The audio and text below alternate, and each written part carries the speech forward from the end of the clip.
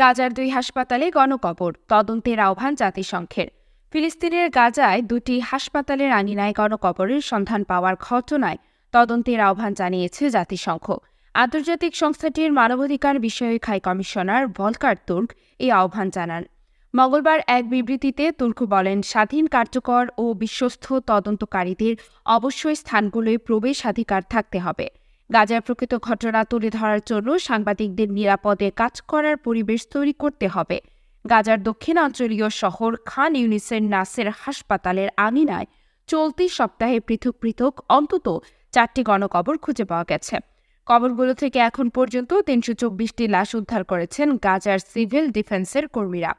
এর আগে চলতি মাসের শুরুর দিকে গাজার আল শিফা হাসপাতালে গণকবর আবিষ্কার করেন স্বাস্থ্যকর্মীরা। সেখান থেকে অন্তত 381 জনের লাশ উদ্ধার করা হয়।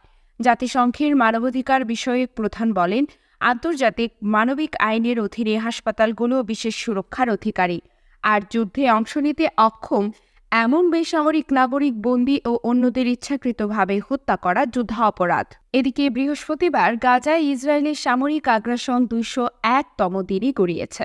গত 24 ঘণ্টায় উত্তর গাজার বেইত লাহিয়া সহ পুরো উপত্যকা জুড়ে প্রচণ্ড হামলা চালিয়েছে ইসরায়েলি সামরিক বাহিনী।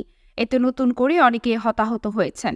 নিহতের সংখ্যা বেড়ে দাঁড়িয়েছে 34,262 জনে, আহত 77,229 জন। এদিকে গাজার সর্বদক্ষিণের শহর রাফাহাতে বড় ধরনের অভিযান চালানোর সব প্রস্তুতি সেরে ফেলে ইসরায়েল। যে কোনো সময় অভিযান চালানো হতে পারে বলে মনে করা হচ্ছে। রাফাতে হামলা চালানো হলে সবচেয়ে বড় বিপর্যয় সৃষ্টি হতে পারে বলে মনে করছেন পর্যবেক্ষকরা।